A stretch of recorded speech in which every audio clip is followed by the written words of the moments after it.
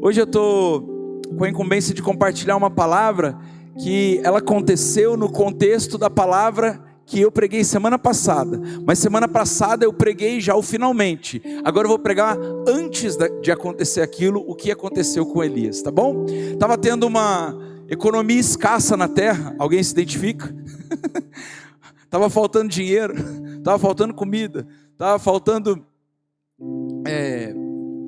gado, porque o gado tinha morrido, estava morrendo, não tinha cereais, e Deus falou com um profeta que estava se escondendo, fugindo da tal da Jezabel. Semana passada nós fizemos aqui a menção do que é Jezabel e do que ela representa. Jezabel foi a esposa de Acabe, né? Mulher do rei daquela época, mas a Jezabel ela representa até hoje uma estrutura. O que é uma estrutura? É um conjunto de comportamentos e ações. Jezabel é dominadora, manipuladora. Jezabel pode ter dominado o homem, né? No caso Acabe, mas também Jezabel pode estar presente na figura masculina. Não existe só Jezabel mulher, existe Jezabel homem, vocês acreditam?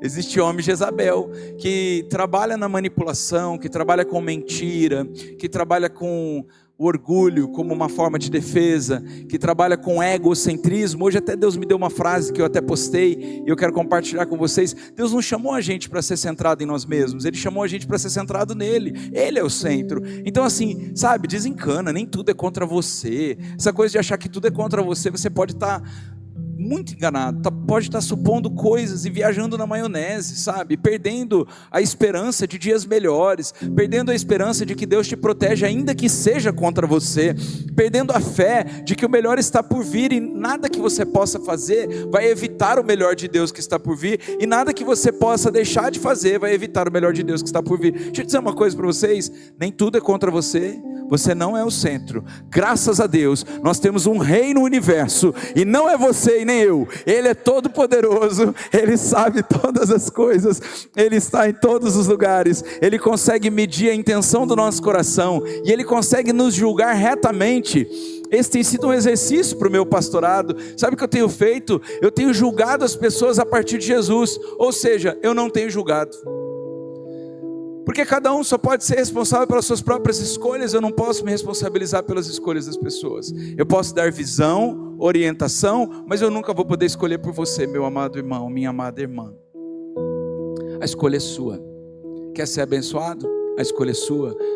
Quer viver debaixo de maldição? A escolha é sua. Quer viver centrado em você mesmo? A escolha é sua.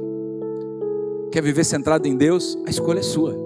O que eu posso dizer é: assim diz o Senhor, isso dá certo, isso não dá certo. Eu posso trazer denúncias proféticas do tipo assim: cara, a gente está vivendo isso, vamos nos atentar e vamos viver algo melhor. Será que você não está repetindo um ciclo na sua vida? Será que você não está ficando noiado em volta de você mesmo?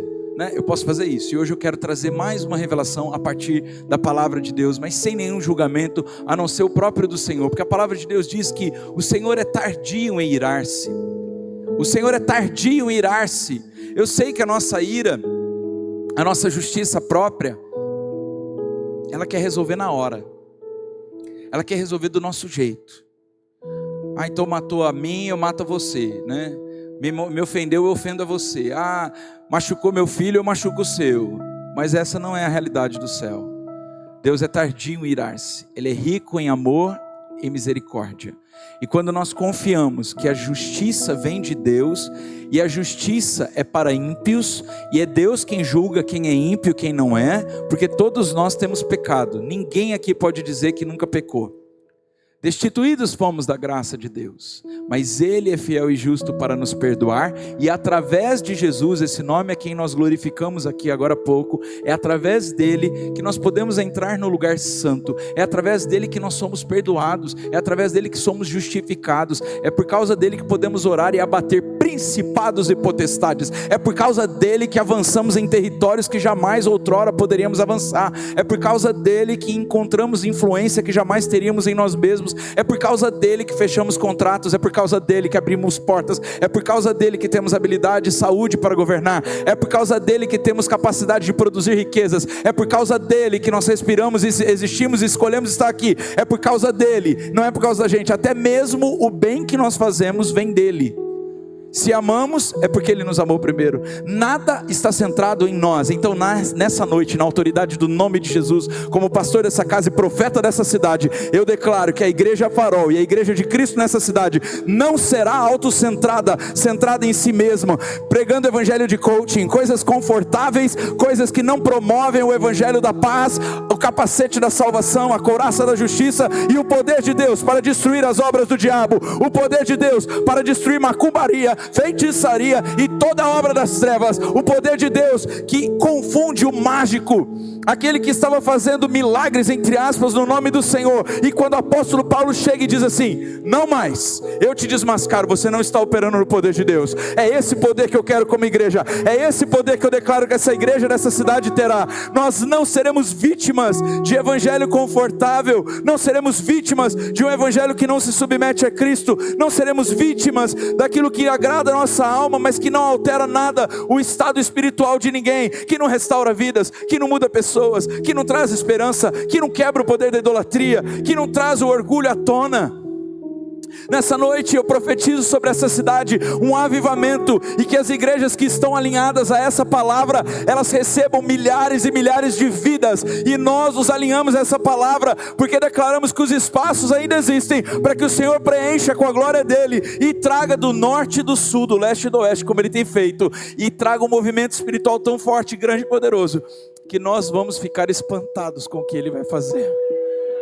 Que cada palavra que sai da boca de Deus se cumpra, que haja fé na casa, que haja temor do Senhor. O temor do Senhor é o princípio da sabedoria. Quem sabe teme a Deus, quem sabe não quer ofender a Deus, quem sabe não quer ofender o próximo. Essa noite nós oramos para que a palavra que foi revelada, ela traga um resultado espiritual nas nossas vidas. Nós não estamos precisando de mais um sermão, já tivemos 3 sermões nos últimos 3 dias. Nós estamos precisando de um resultado.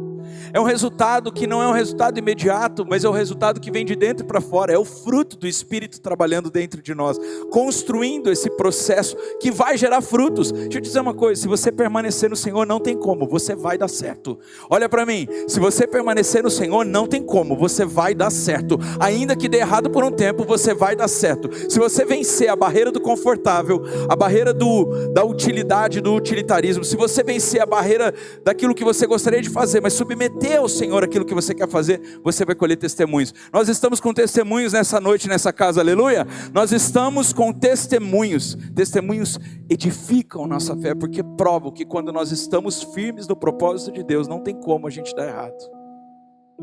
Pastor, mas tem gente com inveja de mim. Deixa eu dizer uma coisa: para de centrar em você mesmo, centra em Cristo.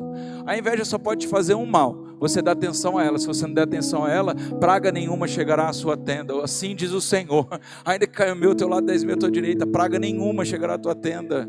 Ela só vai tornar você um homem, uma mulher mais perdoador, mais crente, mais sábio, que não vai ficar falando tudo para todo mundo, toda hora. Aleluia. Vamos lá? Vamos para a nossa primeira inserção de texto bíblico. 1 Reis 17, do 8 ao 12. Então veio a ele a palavra do Senhor dizendo: levanta-te. A ele quem? Ao profeta Elias. Repita comigo, nós estamos falando do profeta Elias, isso. E a palavra de Deus veio e diz assim: levanta-te e vai a Sarepta, que é de Sidom, e habita ali, mora ali. Muda para essa cidade. Eu ordenei que uma mulher viúva que te sustente. Então ele se levantou e se foi a Sarepta. E chegando à porta da cidade, eis que estava ali uma mulher viúva apanhando lenha. E ele a chamou e lhe disse: traz-me, peço-te, uma vasilha, um pouco de água, para que beba. Tem tanta revelação nesse trechinho, mas eu vou me ater a alguns pontos. Próxima tela. E o primeiro deles é: olha, o profeta ouviu. Pode passar, depois a gente volta. O profeta ouviu as ordens de Deus, e elas não faziam o menor sentido. Alguém aqui já ouviu uma ordem de Deus que não faz o menor sentido? Você já teve uma experiência com Deus nesse sentido? Levante sua mão, se você já ouviu a voz de Deus em algo que não fazia o menor sentido. Deixa eu te perguntar agora a segunda pergunta: alguma hora da sua vida, depois de você se tornar fiel, e Ele ter falado, e você ter acreditado, e você ter se mantido fiel a essa palavra, algum momento depois essa coisa fez sentido na sua vida? Deixa eu te dizer uma coisa. O relógio não está na tua mão, está na mão dele. E a palavra que funciona não é a sua, é a dele. Então se ele falou, ele não fala para pedir, ele fala para ordenar. Obedece rápido, porque a velocidade da tua obediência é a velocidade da promessa cumprida na sua vida. A gente é muito tardio em obedecer. Os profetas, eles são rápidos em obedecer a Deus. Elias ouviu a voz de Deus: olha, mude-se para aquele lugar. Lá eu ordenei uma mulher para te servir. Sabe, às vezes, como pastor, pessoas vêm nos pedir conselhos e a gente diz assim: ó, faça isso, assim diz o Senhor, olha, esse princípio dá certo. Daqui a pouco, volta daqui 1 mês, 2 meses, na mesma. E a gente faz a pergunta: sabe aquele conselho que eu te dei, você fez? Não consegue obedecer. Ordens tão curtas, tão fáceis. Fáceis, sabe por quê? Porque é mais fácil você pagar o preço pela obediência do que pagar o preço da consequência da desobediência. E quem já se deu mal fazendo o que quer sabe do que eu estou falando. Talvez você chegou aqui hoje despedaçado, porque você está pagando o preço da sua desobediência. Tem coisas que Deus não vai aliviar da nossa vida, e uma delas é a consequência. Fez errado, tem consequência. Ele perdoa o nosso pecado, mas a consequência é nossa. Ele é um bom pai, ele não vai quebrar princípios. Aquilo que eu fiz, eu pago. Claro que com a graça dele, que com a misericórdia dele, que com a força dele, mas aquilo que eu fiz eu pago. É a lei da semeadura, é irrevogável. Você plantou, você colhe. Ele te ajuda a carregar a consequência, e o seu pecado já está perdoado. Por isso, nessa noite, eu apelo aos irmãos que em nome de Jesus, façamos boas escolhas, e as melhores escolhas estão em ouvir a voz de Deus e obedecer. Ai, pastor, é difícil dizimar esse valor. Vou falar uma coisa de dinheiro, que dinheiro pega com a gente, né? Difícil dizimar esse valor, pastor. É alto? Irmão, deixa eu te dizer uma coisa. Se 10% é alto, você imagine 100% que ele confiou na sua mão. É mais alto ainda, né? Só que ele que é perfeito confiou num cara imperfeito como você 100%. E tu não confia no perfeito 10%. Essa semana nós tivemos o cumprimento de voto de um dos nossos irmãos, uma das nossas famílias, e eu fiquei muito feliz, não pelo valor, apesar de ter sido um valor consideravelmente alto.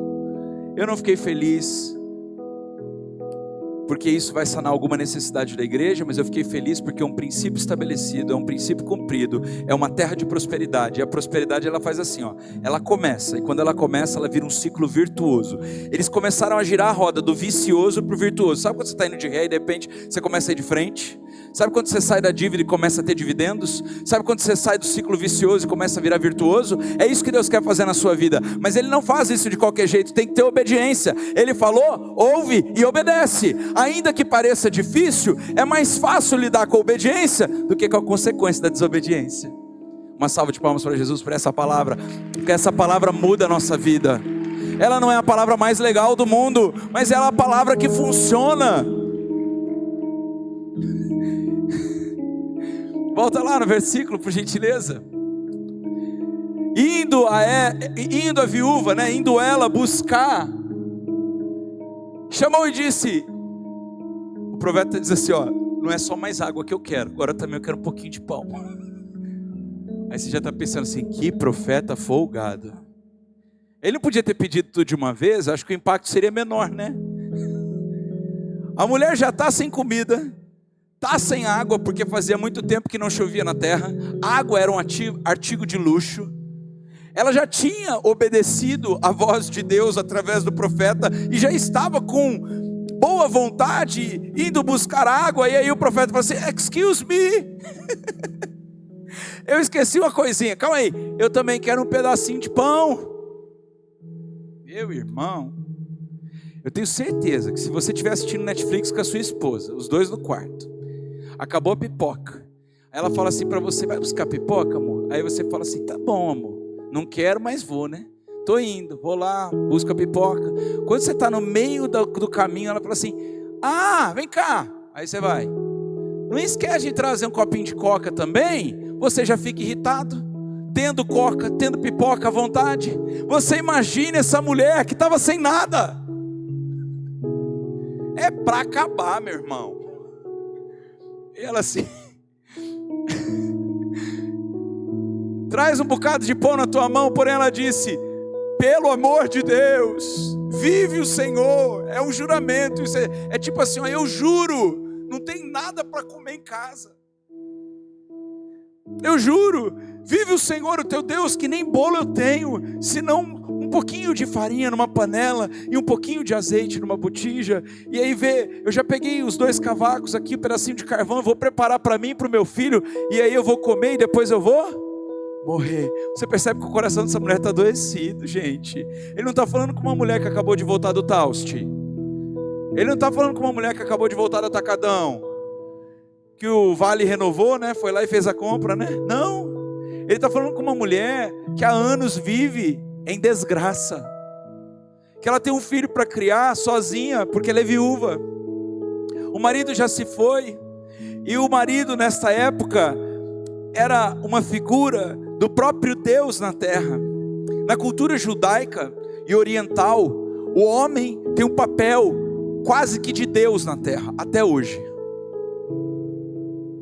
E essa mulher, ela está sem o Deus dela na terra, sem a provisão e a proteção, ela está com pouco recurso, e ela ouve a voz do profeta dizendo, vai lá buscar um copo de água. Beleza, estou indo. Ei, traz também um pouquinho de pão. Pelo amor de Deus, profeta, eu não tenho. Eu vou comer o último punhado de azeite, de farinha, e depois eu vou esperar a morte chegar, porque acabou. Eu não tenho de onde buscar. Meu marido tem dívidas. Eu não tenho bom crédito na praça. Eu não tenho cartão de crédito, nem vale, nem ticket de refeição. Acabou, eu não tenho condições. Meu filho não trabalha, é menor de idade, não tem emprego também, mesmo que eles quisessem trabalhar. Essa é a situação dessa mulher. Passa para o próximo, por gentileza.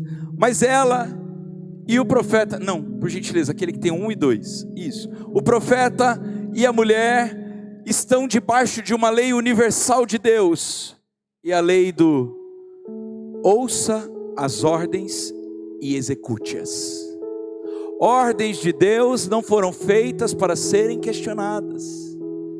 Ordens de Deus foram feitas para serem acatadas.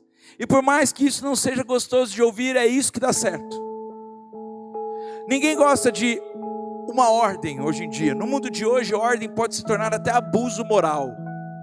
Mas deixa eu dizer uma coisa, no reino de Deus, o rei não está perguntando qual é a votação do parlamento, o que o parlamento deve fazer. Não, o rei está dizendo, assim diz o Senhor, faça desse jeito e não de outro.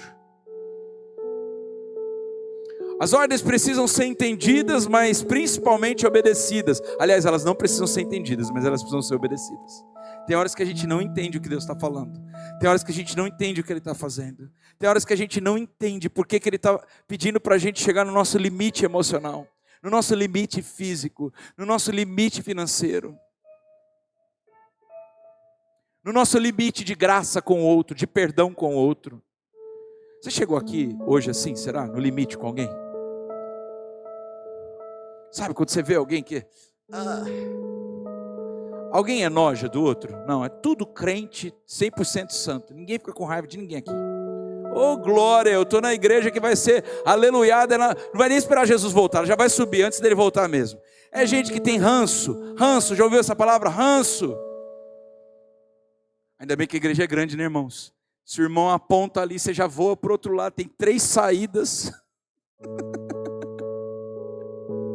Deixa eu dizer uma coisa para você. A ordem dada precisa ser rapidamente obedecida, porque é isso que gera a promessa e o cumprimento da promessa de Deus na nossa vida. O segundo ponto é, o medo e a desesperança fazem com que eu e você, a gente duvide da capacidade de Deus mudar o cenário. A nossa fé não pode estar só naquilo que a gente vê, mas ela tem que estar fundamentada naquilo que a gente não vê. E isso é muito difícil. Mas deixa eu perguntar uma coisa para você. Quantas vezes você já viu milagres acontecerem? Algumas, né? Eu também. Mas é engraçado que, mesmo tendo você visto milagres, quando algo difícil chegou na sua tenda, você duvidou que Deus podia fazer. Os discípulos viam muitos milagres todos os dias, viam pessoas sendo libertas de demônios, viram multiplicação de pães e peixes, viu Jesus ensinando multidão, acalmando vento e tempestade. Eles viam muitas coisas, mas não é o que a gente vê, é o que a gente ouve de Deus que importa. Sabe esses testemunhos que a gente celebra aqui nas quartas proféticas, daqui a pouco a gente vai ouvir mais um? Esses testemunhos não são a base da nossa fé. Apesar deles poderem edificar a nossa fé de alguma maneira, o que vai construir uma fé sólida, duradoura e que vai fazer você vencer todos os obstáculos da sua vida, é todos os dias você ouvir a voz de Deus. E quando ouvir, não endurecer o coração. E pastor, como é que eu ouço a voz de Deus? Alguém aqui tem Bíblia? Bíblia. Não tem Bíblia? Tem celular, né? Baixa o aplicativo da Bíblia. A Bíblia é a palavra de Deus. Ela tem princípios de Deus. Ela tem ensinamentos de Deus. Alguém aqui tem YouTube? Tem pregações maravilhosas no YouTube. Alguém aqui tem Spotify? Tem pregações incríveis no Spotify, inclusive dessa casa. Deixa eu dizer uma coisa para vocês. Se vocês querem viver uma vida vitoriosa na terra, se vocês querem terminar essa corrente de voto que vocês estão na quarta-feira, vitoriosos e com testemunhos, e olha que nós estamos colecionando testemunhos desde o começo do ano, na pulseirinha laranja, depois passou pela verde, agora está na branca. Nós estamos vencendo em fé, nós temos visto milagres acontecer, mas se você quer chegar até o final do ano com a sua fé edificada e em posse de muitos testemunhos, não adianta se nutrir só de quarta e de domingo, precisa ter relacionamento com Deus todos os dias, é buscar a face do Senhor, é se arrepender dos maus caminhos todos os dias, é pedir perdão a Deus e as pessoas que nós ofendemos diariamente, principalmente se a gente é casado, é ter humildade de submeter às ordens de Deus. A palavra de Deus diz que o temor do Senhor é o princípio da sabedoria. O que diz o temor do Senhor? Aparta-te do mal. Você está vendo o mal? Se esconde. Para que ir adiante e acaba mal? A palavra do Senhor diz, olha, creia em Deus e nos profetas e você vai prosperar. A palavra de Deus diz, olha, eu tenho muito contra quem esqueceu o primeiro amor, esqueceu de quem era quando chegou na casa do Senhor. A palavra de Deus diz, volte para o primeiro amor. A palavra de Deus diz, lembra daquilo que eu já fiz na sua vida, construa um memorial de gratidão, porque nada na nossa vida acontece com murmuração. Aliás, a murmuração alivia só uma coisa, a consciência do capeta. Ele está fazendo um bom trabalho, ele está fazendo você ver tudo aquilo que você não deveria ver, e está fazendo você não ver tudo aquilo que você precisaria enxergar. Todos nós temos motivos para agradecer, quer ver? Obrigado, Jesus. Podemos cultuar? Obrigado, Jesus. Tem internet? Obrigado, Jesus. Tem amigos e irmãos? Obrigado, Jesus. Tem lanche de pernil no final, dá para sentar na mesa, dar uma boa risada com meu irmão? Obrigado, Jesus. Amanhã acordar cedo para trabalhar, acabou o carnaval. Obrigado, Jesus. São 44 milhões de desempregados, mas eu estou trabalhando. Atender um cliente desafiador, obrigado, Jesus. Tanta gente fazendo de tudo para ter cliente, eles não chegam, e o Senhor está mandando os chatos na minha porta. Obrigado, eu vou falar de Jesus para eles, vou colocar o nome deles na urna. Mas você não sabe como é meu pai e minha mãe. Nem te conto. É mesmo? Eles estão vivos, né? Você tem pai e tem mãe. Agradeça, honre, abençoe. Mas é uma jararaca. Esquece, tapa os ouvidos e continue amando. Leva florzinha, leva doce de leite, leva um pão recheado. Uma hora você amacia, uma hora você ganha esse argumento. Ganhar no amor. Sabe, quando nós estamos sem esperança, tudo na nossa vida é uma desgraça, tudo vai dar ruim. E essa viúva, ela não tinha entendido que a boa notícia já tinha chegado. O profeta estava indo para a casa dela. Um dos nossos sonhos sempre foi ter um quarto para profetas na nossa casa, desde que eu e Itaúna nos casamos. E quando nós nos casamos, nós morávamos num apartamento bem grande, e era só eu e ela, então a gente não tinha um para profeta, nós tínhamos 3. E pode ter certeza que nós fazíamos bom uso desses quartos. E aí a vida foi mudando, a gente foi crescendo, a nossa família foi crescendo, hoje nós temos 2 filhos, a gente preza muito pelo tempo e a individualidade de cada um deles, a gente sabe que eles são pessoas diferentes, estão crescendo, e além do que um é menino e outra é menina. Então é bom que os 2, cada um tenha o seu quarto, mas tem um quarto que sempre fica reservado para o profeta. E quando chega pastor na cidade, a primeira coisa que a gente faz é oferecer a nossa casa. Deixa eu dizer uma coisa para você. É uma dádiva receber os profetas. Parece que as boas notícias chegam junto com eles. Porque profetas mudam o cenário espiritual. Essa mulher, ela não tinha visto dessa perspectiva. A fé dela estava adoecida. Ela não queria servir ao profeta. Ela estava com medo de dar o último pão para o profeta e não para o filho dela. Entre meu filho e o profeta, meu filho, não é mesmo?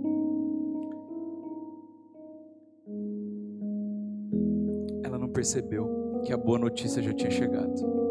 O profeta não estava vindo para fazer morada na casa dela, porque o profeta dorme em qualquer lugar. O profeta está acostumado com as cavernas. O profeta está acostumado a viver com pouco. O profeta sabe ser alimentado por urubu. O profeta não tem orgulho, porque quem tem orgulho não vê a Deus. E a palavra de Deus diz que o profeta, ele vê a Deus, conhece o coração de Deus, sabe o que está passando na mente dele. O profeta não pode ter orgulho. Elias estava acostumado a ser alimentado por urubu e viver numa caverna. Ele não tinha problema nenhum, ele não estava querendo uma suíte com ar-condicionado. Ele estava querendo resolver o problema daquela viúva. E ela só enxergava desesperança, porque a morte fica mais real do que a vida quando a gente perde a fé. Talvez você entrou aqui com a sua fé completamente adoecida. Eu vim te dizer, irmão, irmã, nessa noite você vai ser abastecido por uma fé. A fé que vem de Deus, a fé que é gerada no Espírito. Não é uma fé emocional, é uma fé completamente racional. Deus falou, eu obedeço, a coisa acontece. Ponto final. Deus estabeleceu o princípio, eu me encaixo no princípio, vai acontecer. Ponto final. Próximo, por gentileza. Em Hebreus 11:1, a palavra de Deus diz: ora, a fé é a certeza daquilo que esperamos e a prova das coisas que não vemos. Eu cresci com um amigo cego, o Fábio. Gosto de contar história, né, irmãos? Mas é tudo verdade. E o Fábio era muito querido, morava em Arthur Nogueira e vinha todo dia de Arthur Nogueira. A mãe dele, uma guerreira, vinha para dirigir para ele, porque a escola que eu estudava era uma das únicas escolas na cidade na época que aceitava alunos deficientes. E ele escrevia em braille naquelas maquininhas, mas ele precisava de alguém para ditar o quadro para ele. Fábio não enxergava, mas Fábio ouvia muito bem. Aliás, esse é um bom remédio para quem está sem fé. Fique cego. Fique cego, pare de enxergar tudo e comece a ouvir tudo que vem da parte de Deus. E toda semana tinha os voluntários. Quem quer ditar para o Fábio? E quem queria ditar para o Fábio precisava ser rápido para ditar e também escrever, porque ele também tinha que fazer a tarefa. E eu sempre amei servir as pessoas. E eu brigava para servir o Fábio. Eu ficava triste quando a professora não me escolhia. Eu queria por 2 motivos. Um, porque eu sou bem colérico, quem me conhece sabe disso. E um bom colérico é líder e é competitivo. E eu queria acabar o quadro primeiro, mesmo tendo ditado para o Fábio. Então todos os meus amigos falavam assim, vocês estão devagar, hein? Mas eu queria principalmente porque o Fábio era um grande amigo meu. E ele também preferia que eu ditasse, porque muitos ditavam errado. Liam devagar. Liam sem a concordância, e isso atrapalhava muito ele depois que tinha que ficar fazendo correção. E você sabe como é corrigida uma máquina em braille? Você tem que passar o dedo, destruir a bolinha que você fez com a máquina e voltar tudo de novo. Não tem apagador em máquina de braille. É aqui, ó, no dedo. Então a gente fazia um combinado. Eu falava para ele, Fábio, quando você chegar na escola, já fala para a professora que você quer que eu dite para você, porque eu não vou errar, eu vou fazer rápido o quadro e ainda vou te ajudar, beleza? Combinado, fechou. E eu vivia ditando para o Fábio. Sabe uma coisa que eu achava lindo no Fábio? O nível de confiança que ele tinha em mim. Ele nunca questionava: é isso mesmo que está escrito no quadro? Realmente faz sentido isso? Eu lembro quando a gente começou a aprender números negativos, eu estudei com ele da primeira até a 8ª série. Foram 7 anos estudando com o Fábio. E eu lembro quando a gente estava aprendendo números negativos com a professora de Norá, e não fazia sentido na nossa cabeça números negativos, né? Pra gente não existia essa, porque a gente tinha aprendido a matemática do bolo. Então tem um bolo, fatia em 8 fatias, aí você dá 4 fatias para um, sobram quantas? 4. Aí você tem um bolo, você tem 8 fatias, daí você deu 10 fatias. Como que você deu 10 fatias? De onde vieram essas 10 fatias? Essas outras 2 fatias? Não fazia sentido na nossa cabeça. E eu dizia para ele assim: Fábio, tem um bolo, foi cortado em 8 fatias.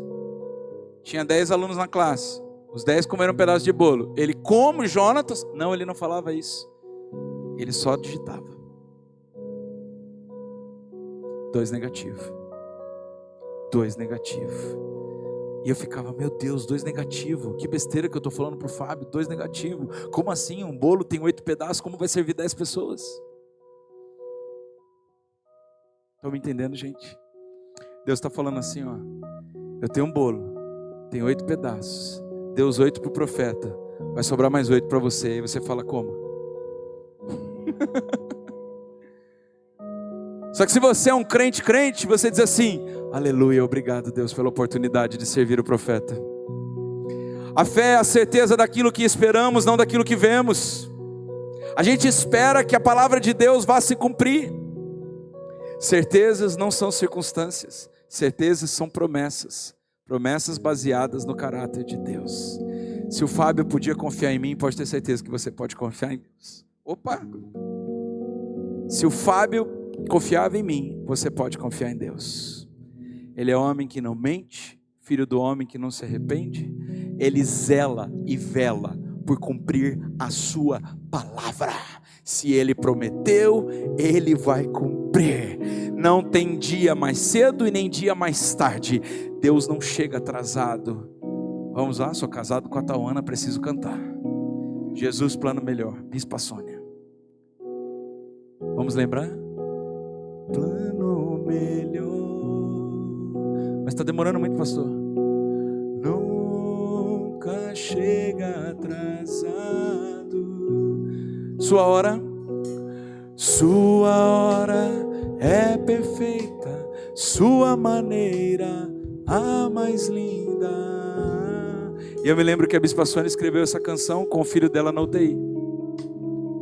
Eu ouvi o testemunho dela quando Deus deu essa canção a ela. O filho dela na UTI há meses e não respondia os tratamentos. Deixa eu dizer uma coisa para você.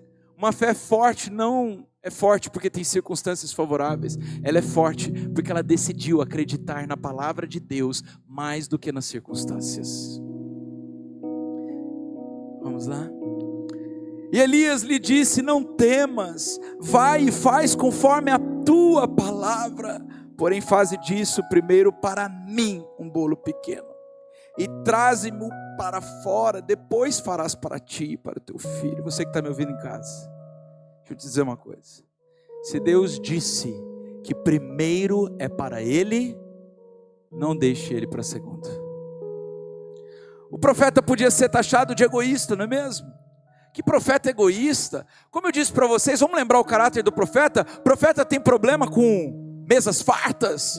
Ele está querendo suíte com ar-condicionado. Não, o profeta está acostumado a viver na caverna. O profeta está acostumado a ser perseguido por Jezabel. O profeta está acostumado a receber um banquete de água e pão do urubu, o bicho mais nojento que existe. Ele não está preocupado com ele mesmo, mas ele ouviu de Deus: primeiro para mim, porque esse primeiro para mim testava primeiro o coração dela onde estava. Quantas vezes Deus só está brincando com a gente, só está fazendo um teste, e a gente reprova do nosso teste de coração. Profeta egoísta? Deus mau? Não, é um teste de sujeição à autoridade, é um teste de fé. Estabeleça o sacerdócio na sua casa. Homens, estabeleçam o sacerdócio na sua casa. Quem decide na sua casa não é você não, homem, é Jesus, através de você. Mas mulher, ai de você se não submeter a Jesus através do seu profeta. Só toma na cabeça. Suas dores a respeito de autoridades e suas crises de fé ou serão provadas para que você seja aprovado, ou se tornarão um empecilho para as promessas de Deus. Deus sempre vai testar uma área vulnerável na nossa vida, e muitas vezes essa área se chama sujeição à autoridade. Porque o inimigo é tão sujo que feriu as pessoas na paternidade. Existe uma estatística de que no Brasil 75% das pessoas não têm uma relação saudável com o seu pai. Pai é a figura de autoridade na terra. Pai é a figura que representa Deus na terra pra gente. Pai é como nós vemos Deus. E é por isso que muitas vezes você vê Deus como alguém que promete e não cumpre, porque teu pai era assim. E é por isso que muitas vezes você vê Deus como alguém que é abusivo, porque teu pai foi abusivo. E é por isso que você vê Deus como alguém desconexo da tua realidade, porque teu pai não estava nem aí para você. Mas eu vou te dar uma boa notícia. Esquece a imagem do teu pai na terra. Deus Pai não tem nada a ver com isso. Ele te criou e te criou com propósito. E Ele vai fazer de tudo para você alcançar o propósito que Ele tem para a sua vida. As suas dores a respeito de autoridade não podem impedir você de seguir o propósito que Deus tem para a sua vida. Não existe promoção sem paternidade. Não existe provação em aprovação sem sujeição à autoridade. Não existe. Não existe doença curada sem sujeição à autoridade de Jesus. Não existe prosperidade financeira sem sujeição à autoridade dos princípios da palavra de Deus. Não existe família abençoada sem princípio de autoridade estabelecido. Estamos lendo a autoridade espiritual do Watchman nesse mês aqui nessa casa. Os voluntários dessa casa estão lendo esse livro. Porque se a gente entender esse livro, a gente vai abrir a chave do favor que a gente tanto espera nesse ano. Porque assim diz o Senhor, o Deus de Israel, a farinha da panela, pega a sua panela aí. A farinha da panela não se acabará e o azeite da botija não faltará. Até quando? Até ao dia em que o Senhor der chuva sobre a terra. Isso é uma analogia clara ao deserto do povo de Israel. O povo de Israel vivia muito bem de maná. Todo dia Deus dava o maná. Eles ainda não plantavam e colhiam, eles recebiam de graça o maná todo dia. Eles não podiam estocar maná, porque estragava. Mas todos os dias eles precisavam confiar na fidelidade de Deus. Deus caminha com o seu povo no deserto para a gente aprender o caráter dele. Ele é fiel, ele não vai deixar de dar o maná. Enquanto houver seca na terra, não vai faltar farinha e nem azeite, meu irmão. Saiba passar por esse deserto sorrindo, saiba passar por esse deserto feliz, saiba passar por esse deserto grato, saiba passar por esse deserto fiel. Não faltará. Pensa na panelinha. Será que isso dá para 30 dias? Lá em casa não dá nem para um.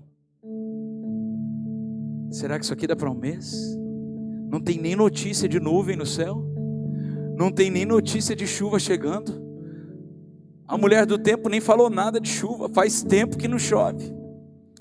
Mas a palavra de Deus diz, a farinha da panela não se acabará. Quem recebe essa palavra? E o azeite da botija não faltará, até o dia em que o Senhor der chuva sobre a terra. E foi ela e fez conforme a palavra. Ela não fez conforme o que o medo disse para ela. O medo não vai me parar. Sabe por que você está com medo? Porque você não está confiando no caráter de Deus. Pois Ele está dizendo para você assim: não vai faltar, vai dar certo, confia, eu sou um bom pai. Sabe o que Ele está dizendo? Sabe o que Ele está fazendo? Esse profeta aqui, suado, de calor, falar para você, ó, não se esqueça, a panela pode ser pequena, mas o Deus da panela é grande. Ele vai encher todos os dias essa panela. Vai precisar aprender a confiar, a viver um dia por vez, acender um farol por dia, mas não faltará. Ah, mas o governo está ruim, as notícias são péssimas. Não faltará. Ah, mas os contratos estão difíceis. Não faltará. Ah, mas está todo mundo sendo mandado embora, eu sou o próximo da fila. Não faltará. Prepara a tua panela aí, meu irmão, porque não vai faltar. Foi e fez conforme a palavra de quem? Deixa eu dizer uma coisa para vocês. Farol, estão prontos a aprender uma lição que vai mudar a vida de vocês? E eu não falo isso, já aproveito para desmistificar mentes perniciosas, racionalizadas, corruptas, malditas, que pensam de maneira infrutífera. Não estou falando isso porque preciso legislar em causa própria. Estou falando da parte de Deus o que vou falar. Estou falando isso sobre toda a qualidade de todo aquele que é profeta do Senhor genuíno. Não foi a palavra de Deus do céu que ecoou como um trovão e disse: ei, arrume a farinha e a água, dá um pãozinho para o profeta. Não foi, foi a palavra do profeta Elias. Desculpa, eu sou a igreja. Para que eu preciso ir na igreja? Eu sou o sacerdote. Para que eu preciso de um pastor?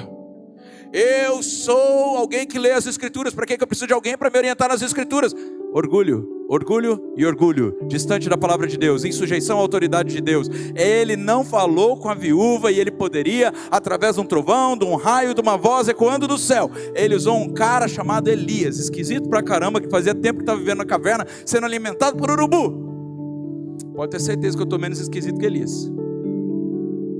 O outro profeta na Bíblia, lá no Novo Testamento, chamava João Batista, comia gafanhoto e vestia pele de urso. Uma pessoa estranha. Você não tem que concordar com o profeta, você tem que ouvir o profeta e obedecer a voz de Deus através dele. Se ele é um profeta genuíno do Senhor, ouça e submeta-se. E ela se submeteu à palavra do profeta Elias, e assim comeu ela, e ele e a sua casa, muitos dias. Da panela a farinha não acabou, e da botija o azeite não faltou, conforme a palavra do Senhor que falava pelo ministério de Elias. Por isso que importa quem é profeta na sua vida. Por isso que importa quem é sacerdote na sua casa.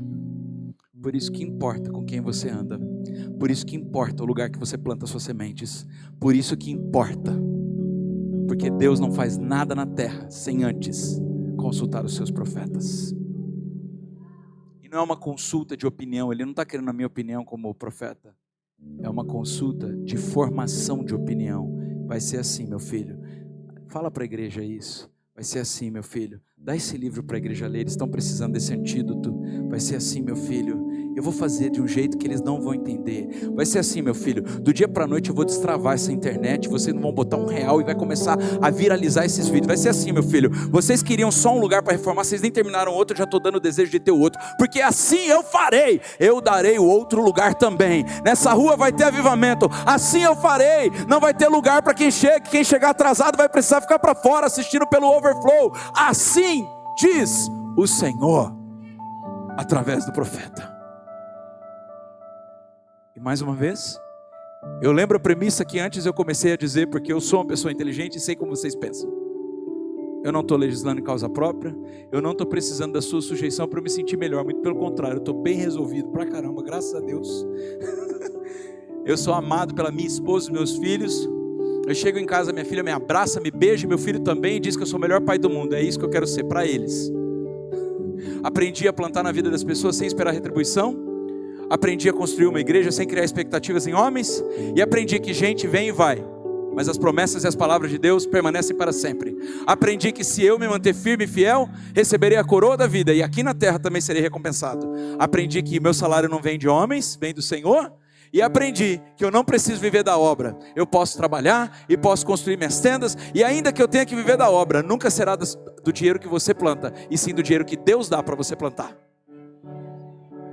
Perdão, gente, mas se a gente pregar com o rabo preso, não acontece nada nessa casa.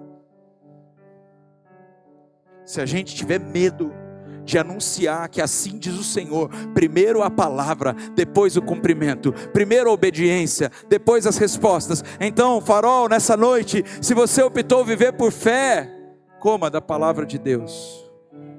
Coma da palavra de Deus, beba da palavra de Deus, submeta-se à palavra de Deus, ainda que doa, ainda que seja difícil, ainda que aperte você, ainda que esmague seu ego, ainda que tire seu orgulho, ainda que faça você ter que se arrepender de coisas do passado, ainda que faça você ter que mudar alguns hábitos. Coma a palavra de Deus, porque as nossas pequenas forças não são capazes de mudar nada. Aquela mulher não ia conseguir fazer chover, ela não tinha o poder de multiplicar aquele azeite, aquela farinha, não tinha mais aonde comprar. Que bom que ela ouviu a palavra, porque depois Deus cumpriu o que falou. Vamos repetir, Farol, primeiro a palavra, depois, primeiro a obediência, depois as respostas. Não vai dar certo inverter essa ordem. Não dá certo. Não funciona. Primeiro você ama, depois você recebe amor. Casais que estão tendo problema aqui, deixa eu falar uma coisa para você. Primeiro você ama, depois você recebe amor. Primeiro você pede perdão, depois você vai receber perdão. Ou vai receber pedido de perdão. Primeiro a gente é fiel, depois a gente é abençoado. Primeiro a gente tolera, depois a gente é promovido. Primeiro a gente ora, depois a gente colhe. Primeiro a gente anda uma milha a mais, depois Deus nos recompensa com o galardão de honra. Primeiro a gente toma uma iniciativa de ouvir a palavra de Deus e de obedecê-la. Primeiro a gente educa os nossos filhos, depois a gente curte os nossos netos. Primeiro a gente é fiel a Deus, depois Ele se revela a nós. Primeiro a gente faz conhecer a aliança de Deus, depois a gente se torna um pastor e um profeta das nações. Primeiro a gente se importa com as pessoas, depois Ele nos dá um prédio. Primeiro Ele nos confia o ministério das almas, depois a gente se preocupa em contar quantas almas tem. Primeiro a gente cuida do pobre, do órfão, do necessitado. Depois a gente vê as nossas riquezas aumentar sem nenhuma justificativa racional. Primeiro a gente trabalha, é testado, é perseguido e é aprovado. Primeiro a gente é fiel, depois a gente recebe o galardão da fidelidade. Se você optou viver pela fé, vai precisar comer da palavra de Deus. Próximo, por gentileza. Próximo. Finished. Essa noite, quero desafiar você a tirar a tampa da sua panela e ficar de pé. Não seria prático, mas vocês vão conseguir imaginar. Você está com o irmão do seu lado? Tira a panela, tira a tampa. Fica só com a botija. Isso. Comece a imaginar que todas as pessoas que estão do seu lado também têm uma panela. Faz de conta que está todo mundo com panela ou com botija. E na ponta de cada fileira aqui, tem uma mangueira, um bico de água sendo jorrado. Eu quero compartilhar com vocês a maior lição do cristianismo, da vida de vocês e da minha. A lição de não fechar a tampa da nossa panela. Tem algo que pode atrapalhar muito você e eu de cumprir os desígnios do Senhor, de receber as promessas de Deus. Se chama isolamento. Essa igreja está crescendo, mas eu desejo que ela cresça também em compartilhamento. O isolamento atrapalha muito a gente de viver o propósito de Deus. Aliás, pode nos levar à morte, morte física mesmo. Nós dependemos de Deus e precisamos uns dos outros. Pega a sua panela sem tampa. Isso. Quem está na ponta aqui faz assim, como se tivesse um bico de mangueira. Isso. Quem está do lado põe isso. Percebe que o nosso irmão aqui, ó, não consegue alcançar a nossa irmã ali? Quem está desse lado, faz virando para esse lado aqui, ó. Põe sua panelinha aqui, ó. Isso. Tem uma fonte aí jorrando, ali no Luciano, na vasilha azul, ali na Gabi, na vasilha verde. Mas nunca vai chegar essa água no Lê, se o Luciano não começar a passar. E o outro não passar. E o outro não passar. O cristianismo não foi feito e idealizado para viver sozinho. Você não foi chamado ao isolamento, nem a uma sessão de cinema quando você vem no culto. Não é para acabar e ir embora. Paga o homem e vai embora. Não. O cristianismo foi idealizado para vivermos em família, em comunidade. Eita, isso é profético, gente. Porque se você está com a fonte aqui, você consegue compartilhar ali, volta para a fonte aqui, tem de novo. E tem de novo. E tem de novo. Mas enquanto você está passando aqui, a corrente está passando um no outro e todos estão sendo abastecidos com o azeite e com a farinha. Aquela nação inteira foi salva por causa da obediência de uma viúva. Mas Deus não parou de jorrar na botija dela, nem o azeite nem a farinha, porque ela começou a compartilhar com toda a aldeia. E todos aqueles que precisavam de comer, tinham a partir da casa daquela viúva. Olha bem para mim. Descarta a tampa da sua panela. Para de viver só para você. Para de achar que o milagre termina em você. O milagre começa em você. Fala para a pessoa que está do seu lado. O milagre começa em você. Deus é um Deus de gerações. Deus de Abraão, Deus de Isaac, Deus de Jacó. Deus começou em Abraão curar a esterilidade e tornar frutífera.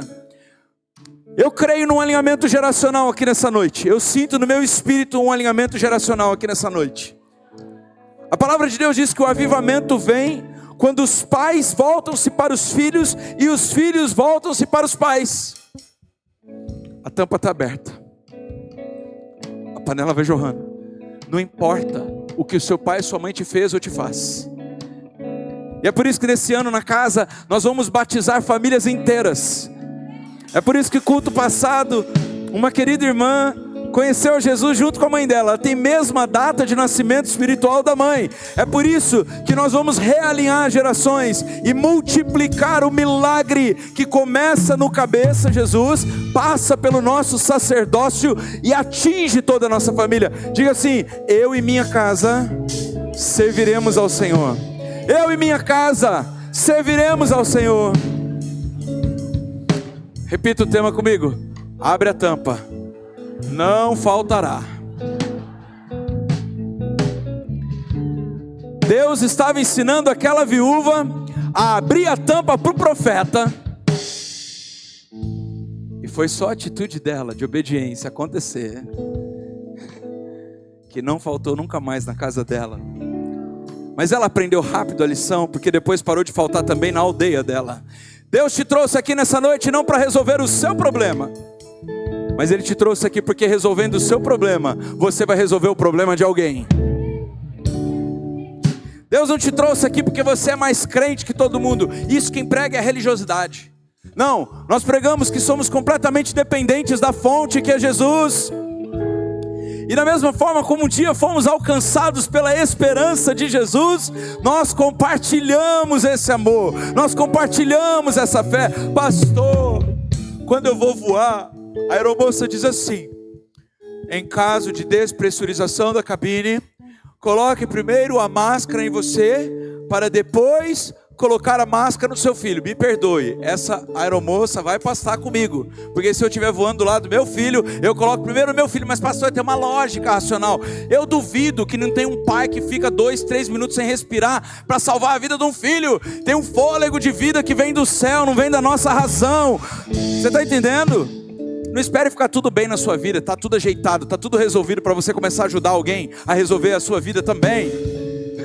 É só para fechar a conferência do favor, que nós falamos sobre isso 2 dias. Nessa noite, Deus está nos chamando, porque Ele quer derramar favor sobre nós. Mas eu não vou pregar uma mensagem egoísta do tipo: encha a tua panelinha e põe sua tampinha, aplica bastante essa panelinha e vai multiplicar jurinhos. Não, eu vou dizer: faz a roda aumentar, faz o reino ferver, deixa Deus te servir de banquetes, mas não esquece de levar a bandeja para alguém. Se a tua mulher te pedir pipoca, vá com alegria. Se no meio do caminho ela te pedir um refri, traz o refri e um pouquinho de doce de leite de sobremesa.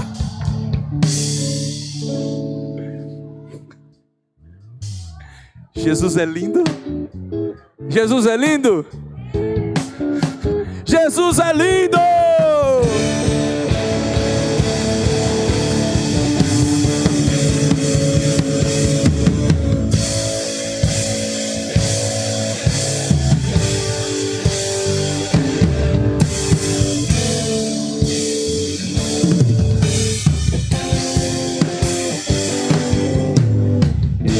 Então você vai fazer assim hoje. Vai fazer um compromisso com Deus e comigo.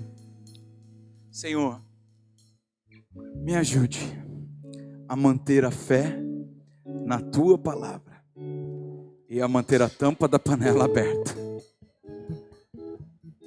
Claro, Deus, você pode depositar à vontade, pode depositar azeite, pode depositar farinha. Obrigado porque você nunca vai deixar faltar para mim, nem para minha casa. E eu vou ter não só para mim, mas também para compartilhar com alguém, Senhor.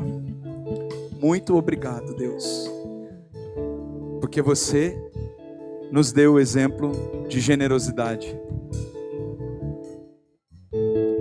O Senhor está me lembrando aqui uma palavra. A prosperidade, ela é irmã gêmea da generosidade. Uma pessoa generosa é próspera. Então nessa noite eu quero te pedir, coloque a mão no seu coração e peça ao Senhor um coração parecido com o dele. Um coração generoso, um coração disposto, um coração aberto para receber, um coração capaz de doar. E não doar só coisas, mas doar amor, doar vida, doar Jesus para as outras pessoas. Nessa quarta profética, Deus, onde nós estamos nos santificando, nós te pedimos que o Senhor mate o nosso egoísmo, Senhor. Mate o nosso egocentrismo, Deus. Mate o narcisismo do nosso meio. Mate o evangelho centrado em si e não em ti, Deus. Nessa noite profética nós clamamos: mata o orgulho do homem. Faz-nos genuinamente humildes, quebrantados de coração. Muito obrigado por essa palavra. Em nome de Jesus. Amém. Aleluia.